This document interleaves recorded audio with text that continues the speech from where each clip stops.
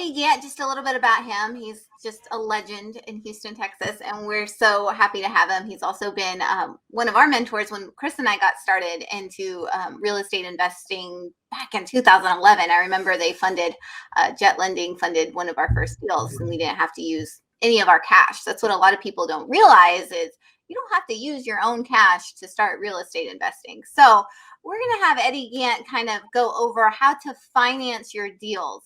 So a little bit about him. Eddie is the founder of Jet Lending and one of the first Homevestors franchise owners, with over 1,700 personal investment deals and another 3,000 deals through Jet Lending. His experience in the industry has earned him legend status, like I said, among many investors. So thank you so much for joining us, and go ahead and take it away. Well, thank you, Jamie. Thank you, Chris. Thanks for having me. I don't know if this is second year, third year, fourth year, but you guys are nice enough to always invite us, and we appreciate it. So let's try to share a little knowledge. I think you guys want me to talk about finding the money, you know, like old Johnny Manziel, one of your Aggie buddies, Chris, used to throw, where's the money? The money. Well, let's talk about that. Funding deals. We're gonna focus on residential investment deals. We'll touch on some of the commercial maybe, but let's talk residential investment properties, not your homestead. Let's divide that into two categories: flips, buy, fix, and sell for quick profit, or buy and hold for long-term rental. Two different animals. We got to talk about them separately. Flips, you know, I've been doing buy, fix, and sales flips for 23 years now. The landscape has changed, and it's changed dramatically as we move into the buy and hold properties. That landscape's way different than it was. But you know, let me run through your different avenues of money sources, and a little bit of advantage and disadvantage of each, if I could. I have said for a long time, use other people's money. And one of the reasons I say that is if you keep your money in the bank, you cannot get yourself in trouble if your money is in your bank, in your account. You always have that cash to fall back on in case you get in dire straits or things don't go as per the plan. So that's very important. Keep your money to where you can use it for emergency. So let's just lead it off here with the obvious, the Jet Lendings of the world. Hard money. And I really don't like that term, hard money, but it is an industry term. We prefer asset-based lender. I would say the majority of the people buying fix and flips are going to use a hard money lender more than the other sources. There are other sources which we'll get into. Advantages of hard money is very clear. Speed and dependability. There's others, such as a second set of eyes look at your deal for you. We'll touch a little more on that in just a second. Speed and dependability are the reason people line up here at the door of Jet Lending and my friendly competitors in Houston. I'm talking mainly local hard money lenders. Okay. If you're buying a deal at 40 to 80 cents on the dollar, you may have had to promise a fast closing. A bank, other sources of that money, probably not going to move at the speed that you need. So speed and dependability, they're related, but they're different. Dependability is, you know, that lender's going to be there for you on closing day. Okay. They're still going to have the funds. They're still going to be willing to loan on that distressed property. Very, very important. The second eyes thing that I said I was going to mention, that's critical. I got a feeling, you know, I don't know really the audience by name today, each of you, but I got a feeling a lot of you are fairly new. You either haven't done your first deal or you've got very few deals under your belt. If you don't know if this potential investment deal is a deal or not, if you do not know, the very simple answer is going to lie with your hard money lender. You take it to your hard money lender, and most of us have got enough deals under our belt that we kind of know whether it's a deal or not. And we say it all the time. If you don't know if it's a deal, take it to your hard money lender. And if they tell you no, if they tell you to get away from it, that should be a really good insurance policy for you, a second eyes for you to tell you maybe you ought to get away from that deal. So it's a security blanket for you. National hard money lenders, we compete with them every day. The advantage is pretty good rates. The disadvantage, you lose the speed. They're not backyard lenders. They're not regional lenders. They're not going to move at the speed of your local hard money lenders. So let's talk a little bit about private money.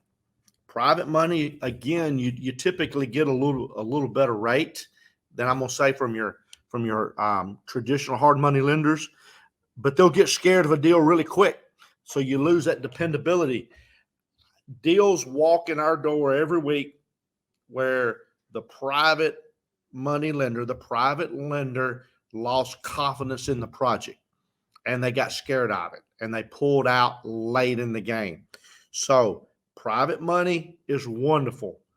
Everybody should go try to raise private money, but just understand the deficiencies of the private money. They can get a little scared on deals. They probably don't have the expertise that the hard money lenders do to coach you through.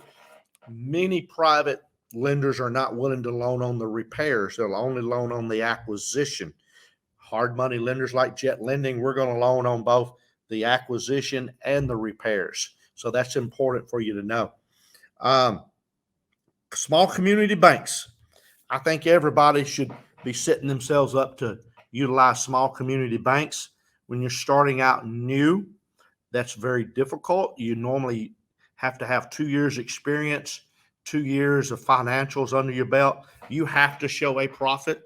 Okay. A lot of people don't want to show a profit because they don't want to pay taxes. I get it. But we made the decision here a long time ago to provide our financials and try to provide as impressive financials as we could to show profitability so the small banks would want to play with us. The advantage of small banks, quite simple, is the cost of funds is low. The bad news is they look at you naked every quarter. It's constant. They're high maintenance. You're having to send in your P&Ls, your balance sheets, your debt schedules. They're tremendously high maintenance, but worth it due to, the cost of funds. You have to have really, really good credit for the banks to play with you in this game. We're hard money lenders. We're not as concerned about your credit. We do look at it, but I want to know the value of my collateral, and I want to make sure that you're in a position to pay us our monthly interest payments. And I think that's kind of true for most hard money lenders. That's what we're going to underwrite on. We're not going to look so deep into your financial picture as a community bank will. The people out there that are funding flips, it's a variety of fees. It's a variety of process, but probably where we differ the most from lender to lender to lender would be loan to value and loan to cost. Jet Lending is a loan to value company, meaning if the property's worth this much and you're buying it here, we give you the benefit of that great deal. We'll loan off the value, not off the cost. Meaning if you're getting a great deal, you're buying below 70% of value, you're going to walk to the closing table with us with zero out of pocket a lot of times. Some lenders are a loan to cost. Most of your national lenders are a loan to cost. Some local hard money lenders are a loan to cost. What that means is you're buying here, it's worth here, you're buying it here, but regardless of how low you get it, you're still bringing some money to the table every time, typically 10% of the purchase price plus all your closing costs. So that's a little bit of difference in the lenders. Hopefully I'm being clear here, loan to value versus loan to cost. Dependability is a big thing you need to look at. How much expertise do you need as your second eyes, as your security blanket? You don't know if this is a deal or not. If you're uneasy, then I think you should be doing business with a hard money lender, because a hard money lender is going to keep you out of trouble at the start of your project. And the key thing I said there is at the start of your project. I can't prevent you from making a lot of big mistakes later with your contractors and such. I can try to help, but I'm maybe not as effective there. But starting out day one, a really good hard money lender is going to only put you in a deal that you should succeed in strictly from a dollar standpoint. We're not going to let you go down this path. That's a start of getting in a bad deal, because if we do that, your bad deal could become the hard money lender's bad deal, and none of us want that. I'll say a little plug for my competition in Houston. Most of the local hard money lenders in Houston are friends. We all know each other. We all show up at the same bars, at the same places, and a lot of camaraderie there. I don't think you have that in a lot of other markets. So that's a good thing about Houston. I'm going to transition now from fix and flip money to long-term money for buy and hold for your rentals. This is where the landscape has changed the most. Your options for long-term financing are, you can come to a company like Jet Lending that does what we call non-QM loans, non-qualifying based on your income, not non-QM, non-qualifying mortgage. That means not qualifying on your income. We do a lot of those loans. These loans were not available 3 years ago, 4 years ago. This is all new. The source of the funds is Wall Street, if you don't know that. They're all packaged together and they end up on Wall Street. Okay. You got the same community banks we talked about earlier for the fix and flip loans. The same banks provide long-term financing. Most of my rentals, and we still have over 100, are financed through local small community banks. Again, advantage is great rates. Disadvantage is they're high maintenance. Non-QM is number one right now. You can go conventional Fannie Mae. We used to all do that. Fewer and fewer and fewer investors that I know are going that route because the underwriting is so harsh. It is so troublesome. The cycle time is slow. You're 45 days to close. Great rate, but just a bear. And the rate difference between Fannie Mae conventional loans and the non-QM that I mentioned first that gap has just really, really shrunk over the last couple of years. Let's talk about the non-QM. I've said multiple times now already, you don't qualify on your income. So what are you underwritten on? They're all almost the same. We underwrite on 3 parameters. Credit score. If you don't have a 680 credit score, you will be challenged to get long-term financing through a non-QM lender. Okay, so it's mainly for the 680 and above. Loan to value. Typically, you're going to be 70 to 80%. Most of us can live with that. 70 to 80% loan to value. Okay, you can certainly go less, but you're not going to get many of them done above 80. The third one is the one that probably needs the most explanation that most people are not as familiar with. That is debt service coverage ratio. So a quick review before I explain that one. Credit, loan to value, debt service coverage ratio. We'll call it DSCR. What is that? The best way to explain it is with an example. Most of the non-QM lenders have a DSCR requirement of about 1.2. What does the 1.2 mean? That means if your rent for a single family residence is $1,200, you're getting $1,200 rent, then you're going to qualify for a maximum payment on your loan of $1,000. $1,200 rent, $1,000 payment, a la the 1.2. That's the ratio. Usually you know the rent or you know the payment and you solve for the other one. So let's do it in reverse. If you know that your payment is going to be $1,000, and let's define the payment: principal, interest, taxes, and insurance.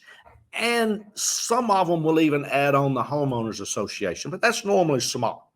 Okay, So principal, interest, taxes, insurance, and maybe HOA all adds up to $1,000. Then in order to get that loan, it's going to have to rent for $1,200. So you normally know the rent or you know the payment, and you solve for the other one using typically the 1.2 DSCR ratio. They can be different. They can be as low as 1.1. They can be often 1.25. You don't see them too often above 1.25. So that's the debt service coverage ratio. So let's talk about what kind of rates that you're going to get with these.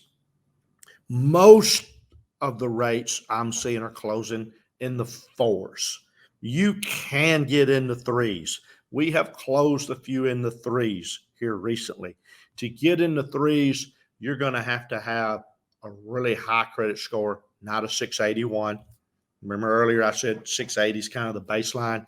You're going to need upwards in the 740 and above. You may have to drop the loan to value down to below 70, maybe 65%, in order to get these rates in the 3s, but they do exist. Most people say if you're north of 700, if you're in the loan to value range of 70, 75%, with the DSCR, the debt service coverage ratio of 1.2, you're probably going to fall in the 4s.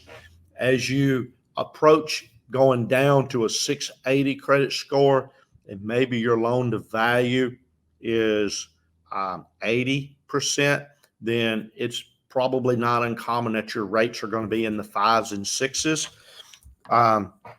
But for not proving any income, not showing any income, and I can sit here in 2022 and tell you can get a 30-year fixed. 30-year fixed now, that's not a 20-year. It's not a regional bank will always have typically a 5-year. They call it a call. Some people call it a balloon. It's not to take your property. It's to readjust the rate. That's the way community small banks work. So you're only going to get a fixed rate from a bank for 5 years. These non-QMs are 30-year fixed. All right. And that is huge for your cash flow. Huge. And if I could sit here and tell you in 2022, I didn't finish the sentence earlier, you'd get a rate from 3.75 to 6, probably in the 4s. If I would have sat there and told you that years ago, what I'm telling you now in January 2022, you would have thought I was crazy that you could get that kind of rates for rental property for 30-year fixed and not show your income. That's incredible. I remember when you were happy to get any kind of loan for a rental property and not have to show your income. And those rates years ago were 7 to 10%. Okay. The probably the biggest negative with these loans is when something happens in the industry, when there's a speed bump, a blip, something's going on. Example, COVID hit us in March of 2020. All of these Wall Street lenders shut down. Every one of them shut down, and they shut down fast. They gradually started to come back, and they come back and the rates were high. And then they started lower and lower and lower. And here we are in January 2022, and the rates are like I described. But Wall Street loans they turn that faucet off of the flow of the money when something unusual happens. They're really, they're scared. Sometimes I guess would be a way to put it. But it's good news. These rates, everybody needs to be holding rental property. You flip for cash, you hold for wealth.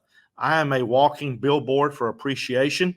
I got case study after case study after case study of houses that we've owned 5, 10, 15, even 20 years, and the values have just gone up. 2000, make sure I got my years right. 2019 appreciation was 12% according to the Houston Association of Realtors. 12%. 2020 was 18.2 according to Houston Association of Realtors, I think it was.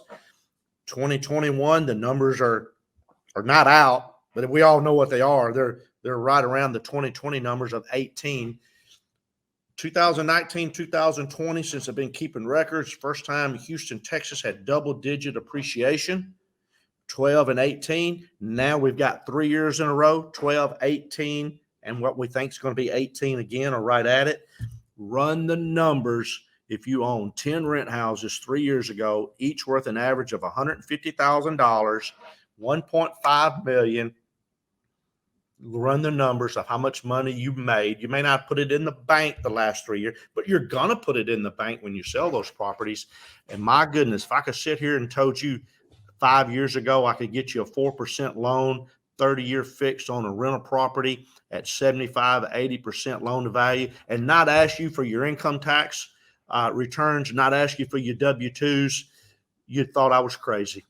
It's amazing. I mean, at the end of the day, 10 years from now, if you're flipping houses, wholesaling houses, or whatever you're doing, you're going to be more proud of the equity you've built for holding than all the ones you flipped wholesaled. I mean, we flipped 200 or so houses. Some of them we held, but like Jamie and I were outside of the occasional headache that pops up with a non-paying tenant. We're much happier about the ones that they just got tons of equity and then refinance, take that equity out, redeploy. So, Short-term lending has not changed as much as long-term lending. Short-term lending, I'm not going to say it's the same. That would be false, but it hadn't changed as much. Probably the biggest change in short-term lending is the emergence of the national hard money lenders, but they're not going to run at a speed that me and my buddies, and I say my buddies, my friends, my friendly competitors here in the Houston area, South Texas, we all run pretty darn fast and can close these deals. Well, you definitely got a few fans in the audience. We got one here. You definitely got another customer. So Jamie mentioned it before. We used Jet on our very first deal. It was weird how I got connected with you because I was trying to build my buyers list because that's what you're supposed to do when you get started. I didn't have a deal. I'm just trying to build my buyers list. I call it a Craigslist ad. I don't even know if people use that anymore. And it was not, I don't know, you must have had a deal you were selling. And then I don't know how the conversation went, but you just said, I own a hard money company. Yeah. And sure enough, a couple months later, we got a deal and you financed it along with several of our other deals after that. So it's been amazing. So appreciate it. I'll tell you something I'm proud of, and I say this all the time. We interviewed a potential new employee yesterday, and I said this to him. I said, you can go get on the social media, and I'll challenge you. You can look till dark to try to find negative comments on Jet Lending, and they just don't exist. That doesn't mean we never made anybody mad, but we always, we always take care of the customer. Appreciate it. Well, thank you so much, Eddie. Give it up for Eddie in the chat. If you've got any big nuggets, let us know what the nuggets are that you took out of this. Because having someone who's done the wealth of experience that Eddie has both through Jet Lending and personally is just phenomenal. So thank you so much, Eddie. Thank you, guys. Thank you, Jamie. Thank you, Chris. Always good talking with you guys. Thank you. Take care.